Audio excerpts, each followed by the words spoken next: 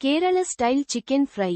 కావలసినవి: chicken 3/4 kilo, Kashmiri మిర్చి 15, కశ్మీరీ కారం చెంచా, ధనియాలు టేబుల్ స్పూన్, పసుపు, జీలకర్ర అర చెంచా చొప్పున, అల్లం అంగుళం ముక్క, వెల్లుల్లి తరుగు 2 చెంచాలు, ఉప్పు రుచికి సరిపడా, నిమ్మరసం 3/4 చెంచా, కరివేపాకు 3 రెబ్బలు, నూనె వేయించేందుకు, ఆనియన్ రింగ్స్ చారెడు, అరంగుళం సైజు నిమ్మకాయ ముక్కలు -10.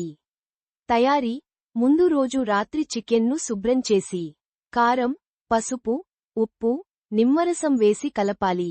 కశ్మీరీ మిర్చి, ధనియాలు, అల్లం, వెల్లుల్లి తరుగులను మెత్తగా నూరి, దీన్ని కూడా చికెను పట్టించి, ఫ్రిజ్లో ఉంచాలి. మర్నాడు ఉదయం, కడాయిలో నూనె కాగనిచ్చి, మ్యారినేట్ చేసిన చికెన్ను వేయించి, చివర్లో కరివేపాకు వేస్తే సరిపోతుంది. ఆనియన్ రింగ్స్, నిమ్మకాయ ముక్కలతో ఆస్వాదించడమే తరువాయి. పైన కరకరలాడుతూ, లోపల మెత్తగా ఉండి అలరిస్తుంది కేరళ స్టైల్ చికెన్ ఫ్రై.